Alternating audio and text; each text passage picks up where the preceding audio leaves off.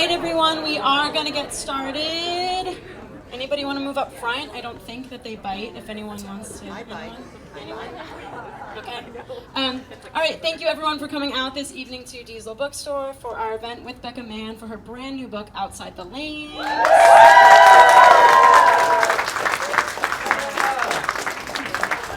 I'm sure that many of you already know her achievements, but in case you don't, she's a writer and athlete who graduated with a BFA in writing for screen and television from the University of Southern California. She balances her storytelling passion with her other love, swimming. She's a member of the USA Swimming National Team from 2012 until 2021. She was the 8th fastest swimmer in the world in the 800-meter freestyle for 3 years, was the youngest person ever to place in the top 10 in 4 events at the Single Olympics trials, and is a 2-time USA national champion. She's also represented Team USA at 4 World Championships.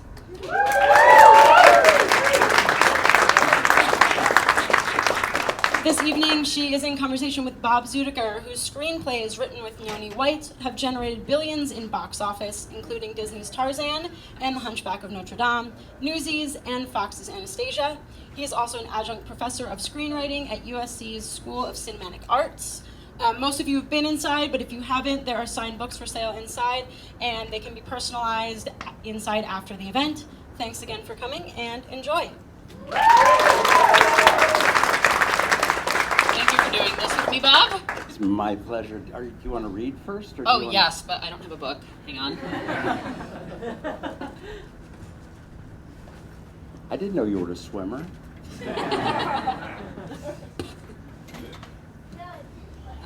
Okay, so, wait, can you find the passage really quickly? Or wait, oh, you know what? I have it here on this piece of paper.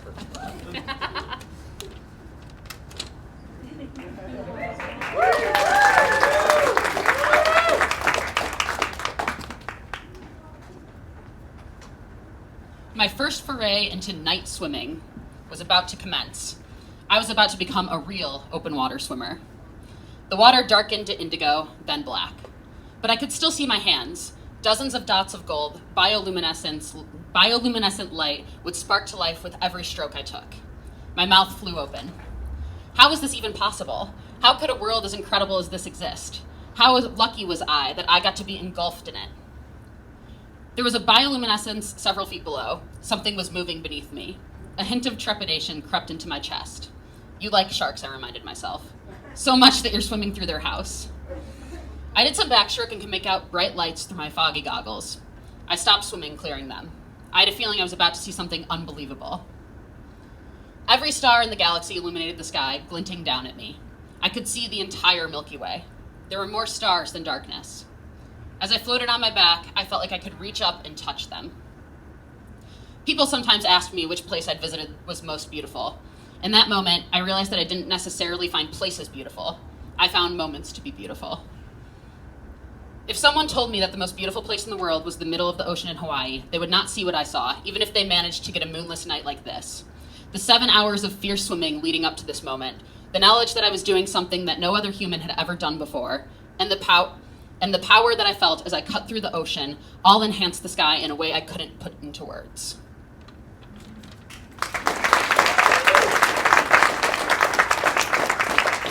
That's really good writing. You must have had really good teachers. I've had a few good ones, a few bad ones, too. Okay. I am chasing. So, you may know this, but I was your screenwriting professor your sophomore year, which was 5 years ago? 8. 8 years ago. 8 years ago. Such is time. And of all the students that I've taught, the only student who was never 1 minute late with an assignment was Becca. And I found out a year later, after I had her all of sophomore year, I found out later she was training 5.5 hours a day. So there's something superhuman. I mean, for one thing, it's to do an autobiography at 27 is either really wonderful or Keep going. So, but I read it. It's really, really good, and it's my first sports autobiography. So I am, and it's really wonderful. And the things that I found most moving about it were actually not the sporting parts. It's the types of self-awareness and self-knowledge that you describe. And so I guess my first question is, I knew you as somebody with an amazing imagination and ability to write. How does imagination play out in swimming and in competition?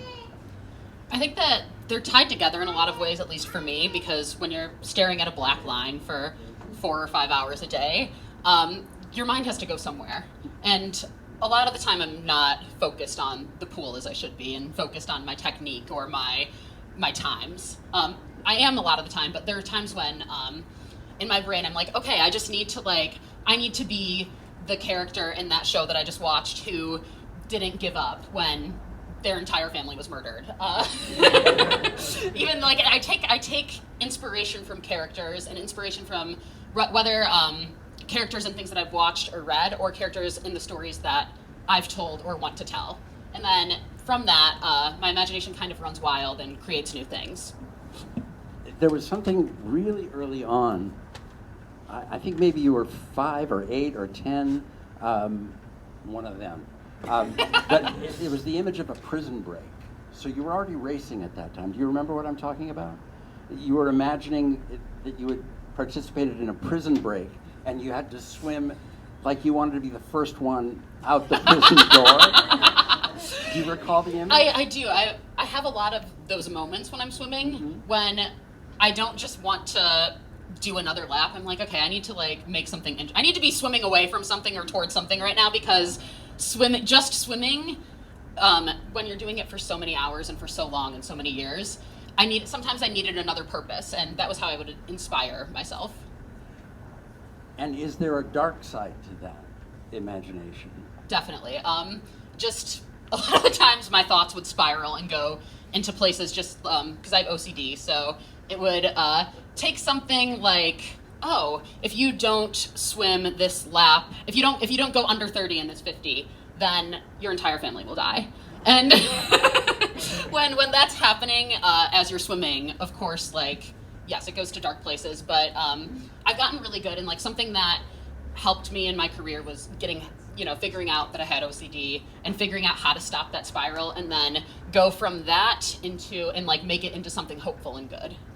And there's something about stopping that spiral that I find really interesting, because most people we become prisoners of the way we think and the way we see the world. There's some way in which you altered your relationship to yourself or to those aspects of yourself that were interfering with your swimming. So the goal was really interesting. It was to swim better. But as a result of that desire, you changed yourself. Yeah. And I think that growing up too had a lot to do with it. Just learning about myself and why I was swimming and what I wanted to do with my swimming career and what I wanted to do with life outside of swimming, figuring that out, and then figuring out how to think in a healthier way, or at least move towards thinking in a healthier way, just honestly impacted my swimming too. Don't you wish we had prepared?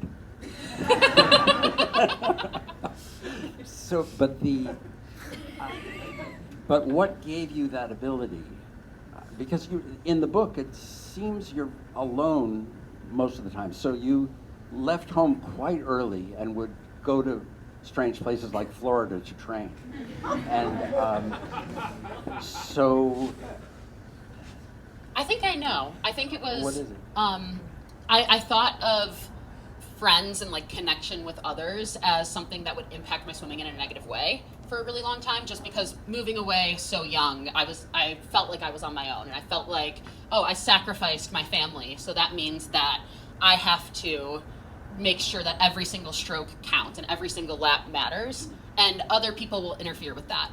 And having a life outside of that means that I won't be able to achieve my goals, or I won't be doing everything in my power to achieve my goals. So I think that once I realized that those things weren't necessarily connected and that was harming my swimming rather than helping it, I think that was a really big shift in my mindset and my swimming. It takes me to thinking about swimming and competition and the relationship between you and the other swimmers. I guess it's really different in pool swimming because you're in lanes, but in open water swimming, you're like hitting each other and stuff, right? So. I only hit back. I don't hit. I don't initiate. She doesn't initiate. Okay. All right. They're not going to bust you here. How do you feel about the other swimmers? Let's say in open water. Is it? I see some of them out in the crowd. I'm glaring at them. Okay. Well, maybe they should answer. Well, I mean, a lot of my best friends are from open water. Is something that is very niche and very strange. It's a strange sport that isn't like, it draws in some people who I think are really unique and people that I generally get along with really well. So most of the open water swimmers that I've been on the national team with are my best friends, and because they think in a similar way that I do, and they're equally as gritty and motivated. So gritty and motivated, those are the main attributes that I think, and just also a little bit strange, a lot of the time creative. No. They're the people who are willing to swim for 2 hours in order to go through 2 hours of pain in order to reach glory. So you have to be a little bit off to do that. Well, especially considering 2 hours is 6.2 miles. So Yes. 6.2? Yes. Okay. So, and you're going up and down also. So the distance, they don't count the up and down of ocean swells. They don't add that up. It's really 10 miles, It really, yeah, so, okay. So what is that like physically? What's hard about it? Is it physically hard, or is there a mental component that is the real challenge? I think that the mental and the physical are really tied together. When it gets physically challenging, then it gets mentally challenging. And also vice versa. If you go into it worried about the physical pain, then the physical pain and the mental pain will get worse. So I think that it's really just navigating. So something that I do is I think about where I am in that moment, and I don't think about, if I'm 2 miles in and things hurt and I still have 4 miles to go, I'm not thinking about the next 4 miles. I'm thinking about, okay, I need to figure out where I want to be right now to conserve energy so I can finish well. And also, if I don't think about the fact that there are 4 miles left, because the second that you do that, then you're going to fall off.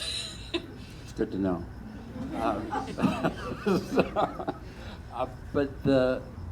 And meanwhile, everyone around you is doing some version of the same thing and getting in your way, or you're drafting on them, so what is there's a strategy to it, right? Do you go into Yes. a race with a plan that I like to go into a race with competitors stop listening? I like to go into it with a plan, and then I think that the best plan that anyone could have, though, is being adaptable. And I honestly think that it's reflective of life in that way, where because it's not going to go according to plan. Nothing is in an open water race, and also nothing in life. So as long as you can adapt and know, okay, I'm not where I want to be right now, but that doesn't mean that I can't get to where I want to be, and I'm going to look at this in a non-judgmental way, take where I am, and now assess my power, assess my energy levels, and figure out how to get where I want to be. And what does the name Hype Beast mean? You have to read to find out. I did.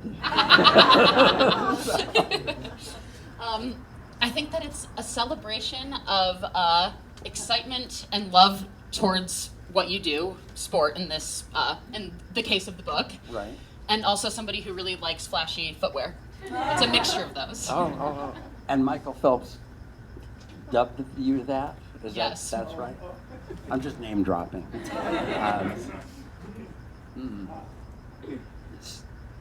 And your family was supportive of all this.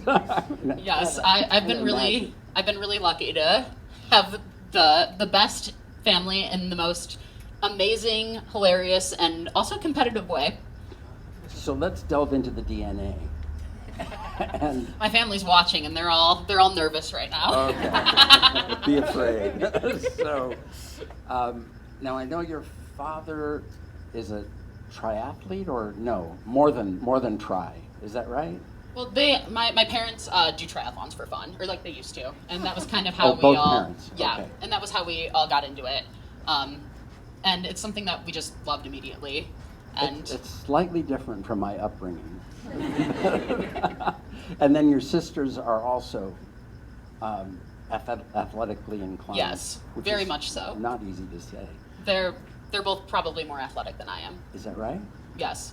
Well, one of them. No, I'm kidding. Now the competitive streak comes out. Right. They can decide which one that is. They're fighting it out now. So, but would you compete with each other? Yes, definitely. I think in a really great way, where we all wanted to beat each other and we all wanted to be the best, but also like we all wanted each other to be the best. We wanted to be the best together. But you took to the water and they took to combinations of Yeah. land and water. I think that I like this solitude of swimming. That's something that I've always really enjoyed, and I think that they probably enjoyed running and biking more than swimming. Gotcha. They definitely did. They didn't probably. So So I'm still fascinated by open water swimming. So the Hawaii swim, you were the first human to swim Molokai, Lanai, Maui, and back, right? So it's a triangle. it was Maui to Molokai to Lanai, back to Maui. Okay. Yes. And that is, as the crow flies, how many miles? About 40. And it took, you budgeted, I think, 15 hours for that swim, Yeah, I was very ambitious going into this. It took me 21.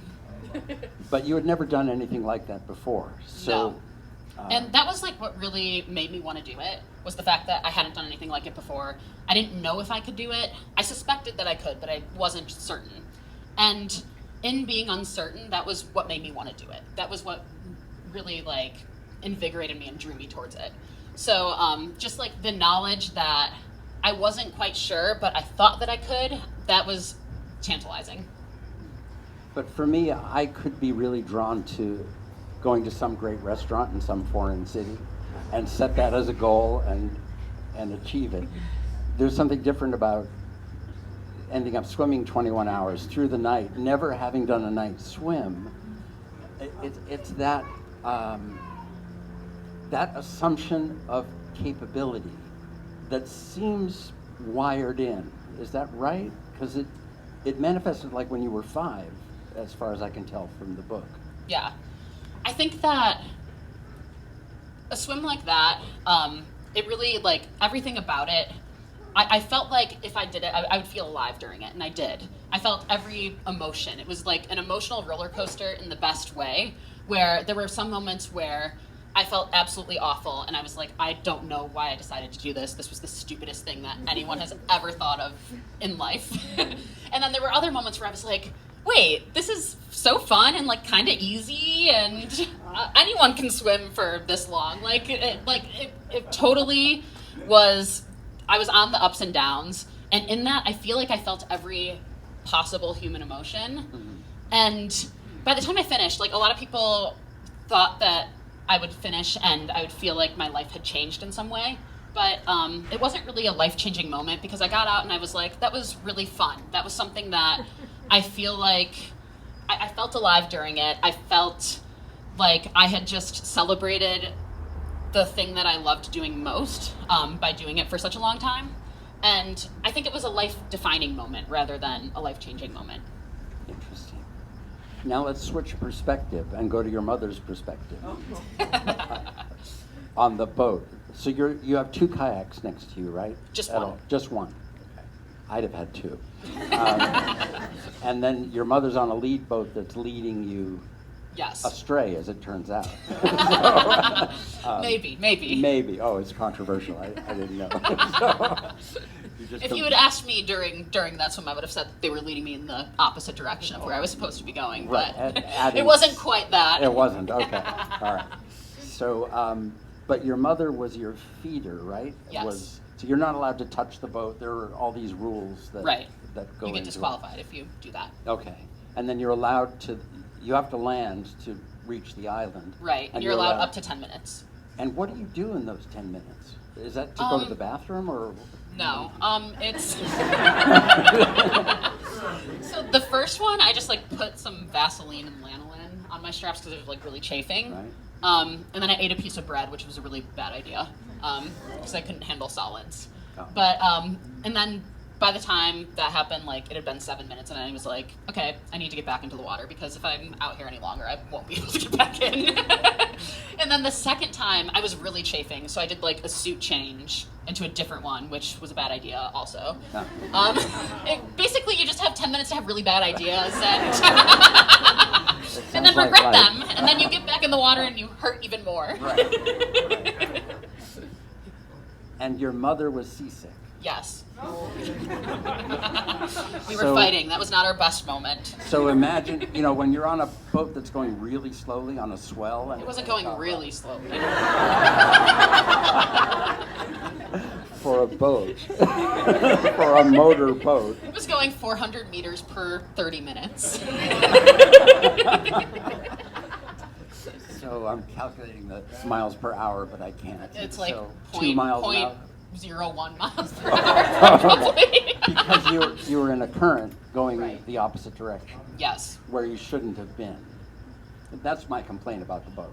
So, I'm just going to register Going off that. towards California instead Right. of the island I was supposed to be going towards. So your mother is on the boat for 21 hours, really seasick. she because brought her you're on Kindle. a rolling.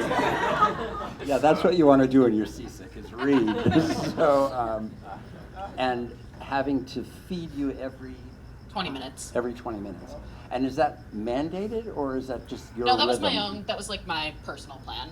I think that we started doing 15 minutes, I think like 12 hours in because I was getting hungry. Okay. And then, and that's where my imagination goes to your imagination, because you're doing X number of hours at night in the ocean, and it's the deep.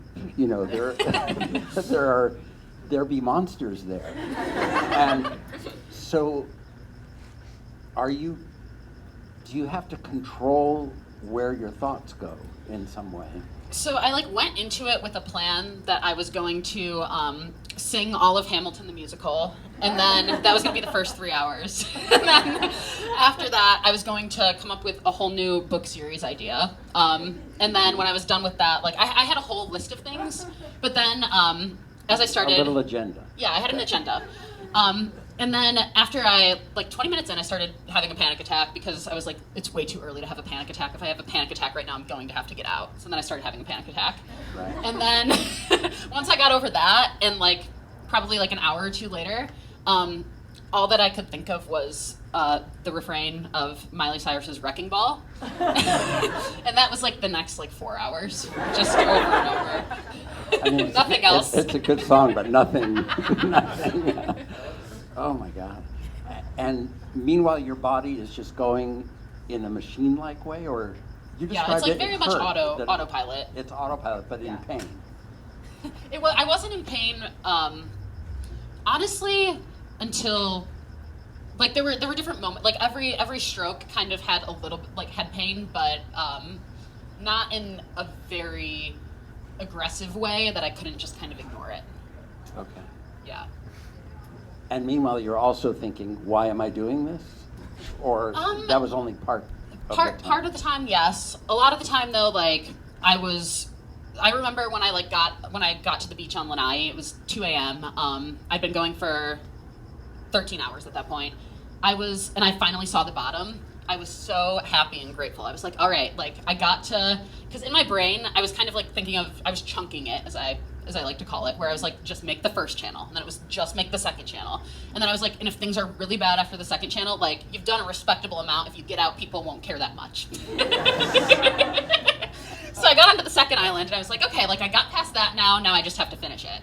And the third island was actually a channel that I had done when I was 10 from Lanai to Maui. And it had taken me, when I was 10, 6 hours, 46 minutes, and 46 seconds. So I was like, okay, if it took me that long when I was 10, I can do this in 4 hours right now. Like, it's not that long. I'm like on the home stretch. It doesn't matter. Like, this is the sprint at the end.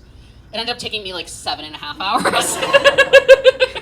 But So the 10-year-old in you was crowing at beating you? yeah, my 10-year-old self beat my 21-year-old self, which is sad, but it's okay. Not 21, right? 20? No, I was Were 21. you 21? Yes. But that swim was a lot like the 10K, where it's like, okay, I'm on mile 2. I need to think about just staying where I need to be in mile 2. That was how it was with the channel. I was like, okay, I'm on the second leg. I just need to get to the next island. Right. Yeah. And this is all really different from like training for the Olympics or something like that. Your timing was off for Olympics before, right? And now Like I peaked at the wrong time. no, first of all, you look taller than I am right now. And I know we arm wrestled once, but no, wasn't there something about the timing of things? Oh, like, yeah, everything needed to be timed because, like, with the tides and, Okay. yeah. And you hadn't, But this wasn't a race. Like, the Maui Nui, that last channel, wasn't a race. That was just a swim. Right. Like, that was just about completion, while pool swimming, open water swimming, that's all just, that's a race. That's about either times or beating the competition. right. And so in open water, it's about beating the competition because you can't predict what the time will be. In the 10K, yeah. In the 10K. Because the times don't matter, Right, okay, makes sense. since every course is different. So let's go to competition now and and swimming against other people and needing, is it that you want to beat the other people? Is it, now I know you would finish really strongly, that was a strong suit for you. Yeah. That you would have reserves when many others don't. Yeah. I think that, I mean, yes, like there's the competition aspect of it, but a lot of the time I was competing against myself. And when I did my best, I was competing against myself. And just like trying to be the best version of myself, like the best swimmer I could be, a better swimmer than I was yesterday. I would say that was always the goal. But then open water, of course, since it is about finishing first, then it's about, honestly, like racing the smartest. That's how I would think of it. I would think of it as, okay, I want to touch first. And by doing that, I have to be the smartest version of myself. Interesting. And how is it smartest instead of strongest or most stamina? Because it's such a long race that you have to conserve for a certain amount of time, and you have to like make sure that you're not in the back in case people take off in the front. Then you're going to miss them, and the draft makes such a big difference that if you miss that, then you're kind of just stuck wherever you are. And it'll be really hard to catch up. So, yeah, and like also just learning different things, because every 10K, every race, I would learn something new, either about my swimming, about my competition, about the race itself, the sport itself, or like my body or my training. And I think that's part of what I love so much about it, because the conditions are always different. Sometimes you're on a flat course, sometimes you're on a wavy course, sometimes people are sprinting from the beginning and you just kind of have to figure out how you're going to stay up with them. And other times people start really slow and you have to figure out if you should try to break away. So you're always learning something new. And I think that's what I really loved about it. And so you can't really be coached for that because you're in the water and nobody's shouting instructions to you or suggestions, right? There's no... Yeah, you kind of just have to trust yourself and rely on yourself in those situations. And then of course, like your coach will tell you, oh, like, you've been training well enough that I think you can break away at the 5K. Or like in the 10K that I did on Friday, it was, all right, you're not in good enough shape to break away until you just need to stay up there as long as you can. So you left it for a period. So you were swimming for USC when I knew you as a Right. student. Then you took the year off, went pro, then swam Hawaii. Yes. Then came back and finished USC. Yeah. And I took 5 years off. took 5 years off. So now you're back at it. For how long now have you been back at it? Until I stopped loving it. So, how long have I been back at it? Well, no, let's go back. I still love it, guys. But was there a point where you stopped loving it? I didn't love it at USC, but I don't think that wasn't the fault of the sport. It was more my circumstances. The reason that I stopped, though, was because, and like I talk about this in the book a lot, is I was so single-mindedly focused on swimming that I didn't know what life was. Like, I hadn't experienced life, and I didn't know who I was outside of swimming. I knew that I like was curious, and that there were a lot of things that I wanted to try and wanted to do, but I hadn't done any of them. And I'm like a very curious and adventurous person, so I knew that I needed to figure that out, and I wanted to figure it out before I was old. And when I like still had my 20s, and yeah, and like that's what I spent those 5 years doing, like writing what I wanted to write, Yeah. figuring out what I wanted to do. I was starting to get mildly offended at what you considered old. So what is overtraining? What does that mean? So that's when you are training a lot and not recovering enough. And it gets to the point, like, I have a chapter about that too. That was when I was 18, I basically just trained myself into the ground to the point where I like could barely function. My body like couldn't function as a human, let alone an athlete. And it's something that, honestly, I think that I wouldn't say that it ruined my career, but I needed so much recovery that I think that was partially why I needed the 5 years off. And so is it a physical thing? Is it a psychosomatic thing, or some combination? I think that it's like the physical and mental are really attached. They're very connected, but for me it was a physical thing. It was me basically training all 7 days a week, never stopping. Every time like a practice said easy, going hard, and doing that until, and like I saw great improvements for 3 months doing that, because I just come off of a race in Russia that's also in the book, where I just missed the Olympic team in my favorite event, which was open water. Right. So I wanted to make it in the pool, and I started training to the point where like I was counting every single stroke. I thought about my technique way too much. Every single time I wasn't in the pool, I was thinking about swimming. I'd wake up in the middle of the night and wonder why I wasn't in the pool. And then finally my body just like, I woke up one day and it wasn't working. So that would be, it became completely obsessive instead of... Yes, instead of like balanced. Yeah, there's that. So in going back to it now, what changed that you wanted to compete again? I've always, like, it's my favorite thing to do. It always has been, even when I took that time off. It really is something that's part of me, and something that I'm so grateful for and I cherish, and I think it's such a gift. And honestly, like, writing this book also really helped. Like, as I was writing, I was like, wait, this was painful, yes, but like, this was so much fun. I had so much fun doing this. And I like just remembered swimming in the pool, trying to be my best self, and like thinking about my writing as I was doing it. And it like really like both physically and creatively satisfied me. And it just made me miss it. And I don't think that if I missed it, I thought, why am I not doing it? Regardless of if I can do it at the level I did it at before. Right. Yeah. So that's been for about 5 months, I think? Yes, I've been training for 5 months. In North Carolina? Yes. And you just ran a race, I don't know how to run. Floated. That was Friday? Yes. And then another race Saturday? No, that was Sunday. Sunday. And today's Tuesday. Yes, I think. Just maybe. checking. Okay, so, and how did it go? It went really well. I think I need to log a pool time, because I haven't done that in 5 years. But once I log a pool time that's faster than a time that I should be able to beat, then I'll probably be on the national team. Well, then I will be on the national team if I can do that. Cool. But I still have to do that. Okay. Well, I'm not going to get in your way. So, I just want to glance at this. There were a couple of things.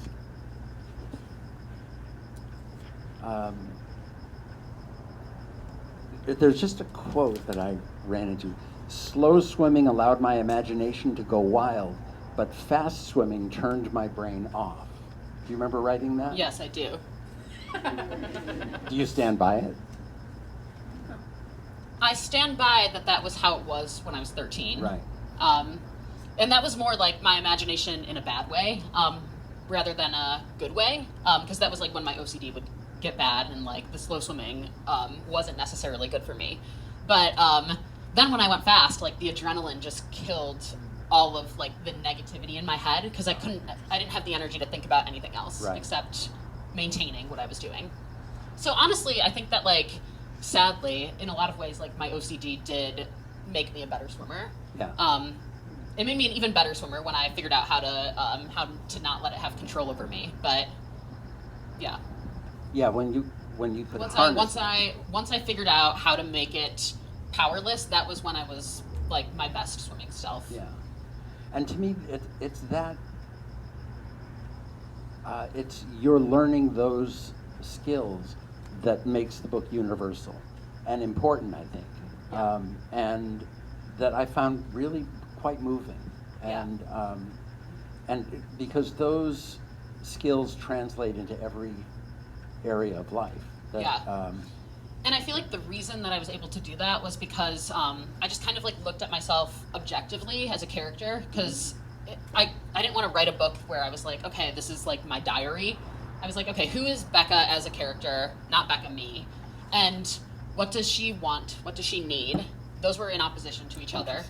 I wanted to be the best swimmer in the world, but I needed to be open to connection and be open to in opening my life in a way that didn't revolve around swimming. Right. But I thought that in opening myself to connection, I would be a worse swimmer. So that was like kind of that's how it like fell into the hero's journey almost. Right. And then I like also had this big flaw where I was just completely obsessive and and obsessed with swimming. So then I had to like overcome that as well. So once I like had all of those pieces, I could write a story that would be universal rather than something that like would just be about, oh, like this is an athlete who achieved everything. She believed in herself and she achieved everything she ever wanted. Right. And which doesn't happen in this book, just so you guys know. no, it's quite a ruthless look at yourself. It really is. You don't treat yourself with kid gloves. I don't think it would be a good book if I did. No, I agree. Yeah. I agree. I don't know what else to say. I feel like we've been talking a long time, probably. I have no idea. But maybe there are questions. Yes. And maybe not. Yes. What's next? Do you have another? So next is going to be What's next? getting that time in the mile so I can be on the national team that I haven't gotten yet. And then after that, I also have some other books that I'm thinking of, because I just self-published another book actually called Unruly that came out last week. It's a young adult dystopian, and I'm really, really proud of that book.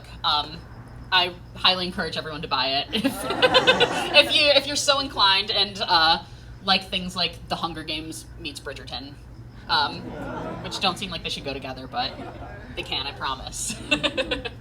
And then also just working on my writing, and then hopefully we'll continue swimming. Way in the back. Yeah, I want to know, after you swim for 40 hours, do you get up next day and just go on a jog? And what's your recovery like that? What does it feel like with your body, and how long before you can get back to normal? Well, I think that the biggest thing with recovery from that was I was in the salt water for so long, so I looked like a blobfish. And my uvula, that's what hangs in the back of your throat, right? Yeah. It was on top of my, like it was hanging down and touching my tongue because it was so swollen.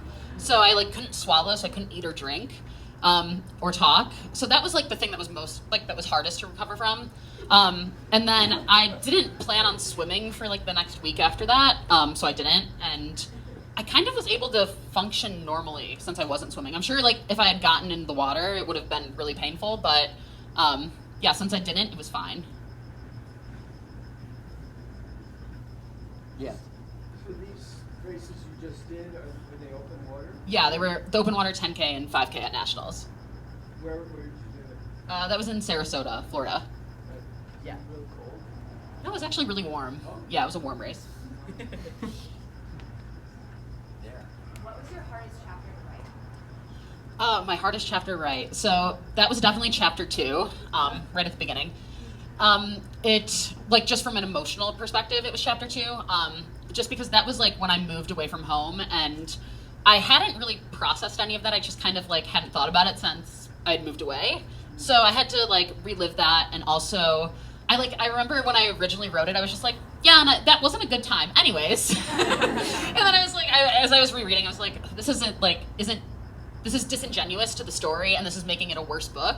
So like every time I'd like have to go back and rewrite and like kind of like put a little more in there, and then I'm like, this still doesn't work. So definitely that, like I had to be vulnerable, and in a way that I didn't particularly want to be as I was starting to write it, but I really am proud of that chapter now, and I'm really glad that I wrote that and went deeper.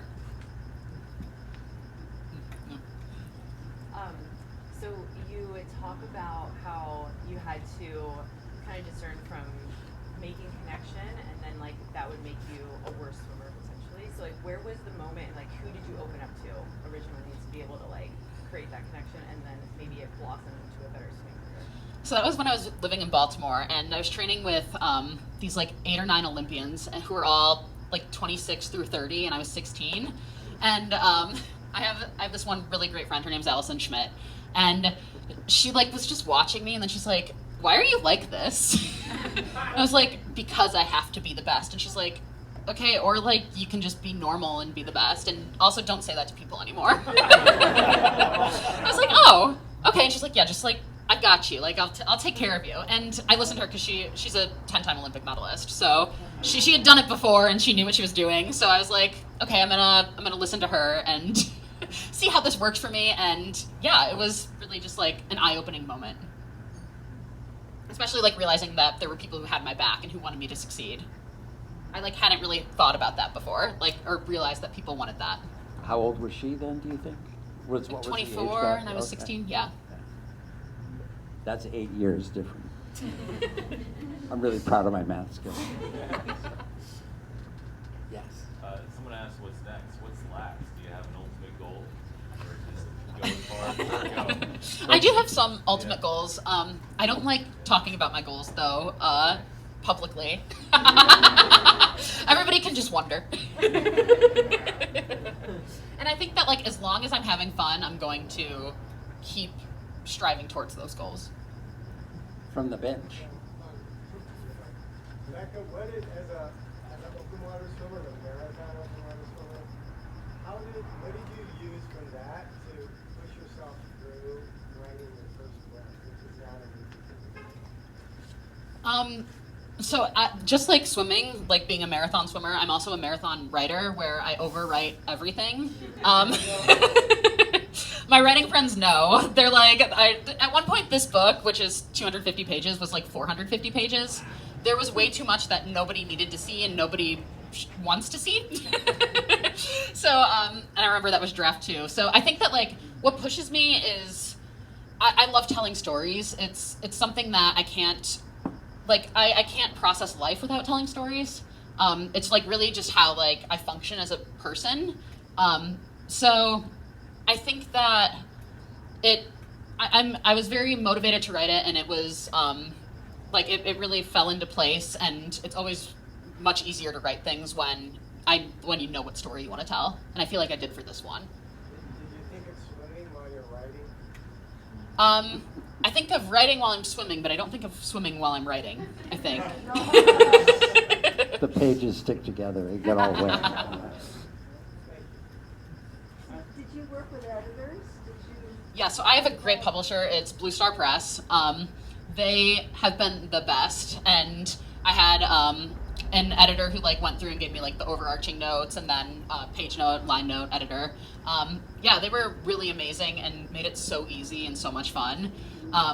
Yeah, they're the best. Thank you, Blue Star Press. In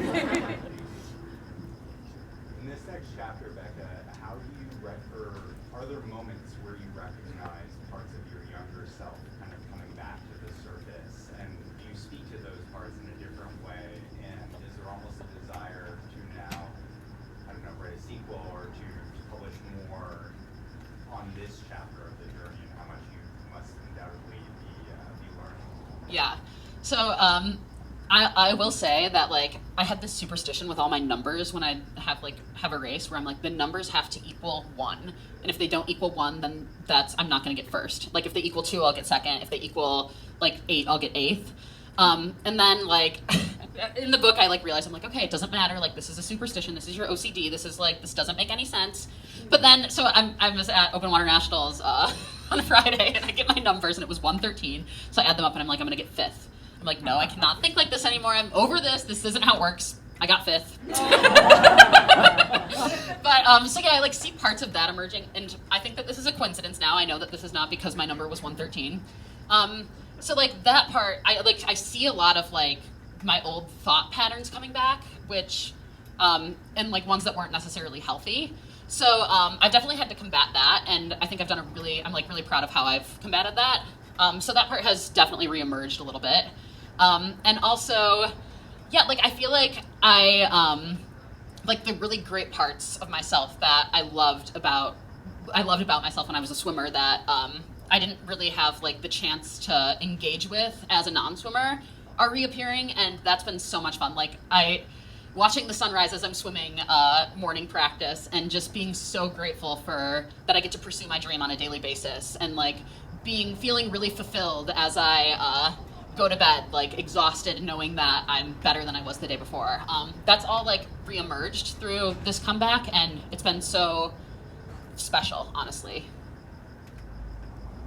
Yes. I'm curious, did you do any therapy at all?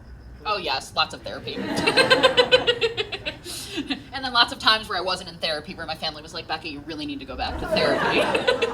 We don't need to hear about this for the 15th time. Did you get, like, a special sports therapist? I did do sports therapy, but usually it's just, like, OCD therapist. Yeah, a little bit of both. Yeah, I'm here with you, man. You talked about with your family growing up when you were little, you were all doing triathlon together. I was wondering if you thought being a good endurance athlete is more of a learned skill, or there's a strong genetic component. This is really interesting because I think about this a lot. I think that it's a mixture. I definitely think that there is a genetic predisposition towards being an endurance athlete, and I don't know how I was gifted with that, but I'm really happy that I was, and I know that, like, I'm lucky that I was. But also, you can have, like, the most talented athletes in the pool, and if they're not working hard, they're not going anywhere. So it's really nice when you have, like, the combination of the genetics and the hard work. Sometimes you just have one, sometimes you just have the other, and I think that you can succeed with either, but you're going to be the most successful if you have both. What's your heart rate right now? 32, probably. So you've been training for 5 months after 5 years off. So how long did it take you to get back into doubles, and was it really hard to do? I thought that I had a concussion for, like, the first 2 weeks of training because I just felt terrible. I didn't have a concussion. I was fine. I, like, barely bumped my head, and then I had, like, a headache for the next 2 weeks because I was exhausted, and I was like, I have a concussion. What are doubles? So that's when you swim twice a day, like, in the morning and then in the afternoon. But I got back into doubles, I think, 2 weeks in, which, yeah, it was really, I felt like I had to relearn how to swim, because there were just some days where I was like, I don't remember how to do, like, I don't remember how my body could do this, and I don't really know how I'm going to feel okay in the water ever again. But it was a lot of fun because I was like, well, I guess we'll see. Like, that's just, I was in, like, uncharted waters, excuse the pun, and it was really, like, interesting and kind of fun to just be like, well, I guess we'll see what happens, and if it doesn't work, then it doesn't work, like, no harm, no foul. Real quickly, where are you open water training? I've been training in a pool mostly, but in North Carolina with some other open water swimmers.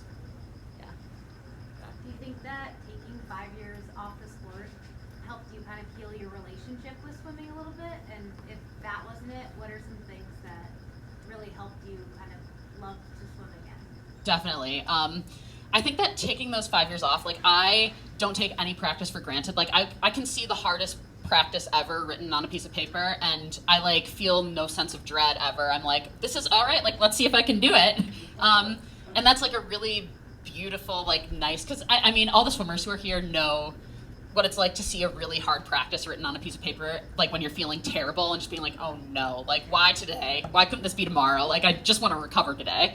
But even when I'm like feeling like when I'm feeling like I want to recover and I see that, I'm like, all right, like this is what I love doing. This is my dream. Like let's do it. So definitely in that way, because like I know what it's like to just be living a life not feeling fully fulfilled, which like happened for a bit during those 5 years off. I also had like some awesome experiences taking the 5 years off, and I think that like really was so much fun. Like the 5 years off, I needed them to realize that I could be okay without swimming. And in knowing that I could be okay without swimming, that's what made me love swimming even more. And also just like gave me a much more balanced life. Like I'm here knowing that, okay, like I'm gonna take tomorrow off and that's fine. That's like not the end of the world. I don't need to obsess about it and think about like, oh, that means I have to swim on Sunday, or like I should do an extra double next week and then an extra double the week after. Instead it's like, okay, like who cares? I'll be fine. But your standard of taking a day off is so different from mine. Because I happen to know you're getting on a flight at 6 a.m. at LAX. So it's not a day off. I think I'm young, I can deal with it. Again, the age thing. I think we should wrap it. If you haven't bought the book, can they still buy?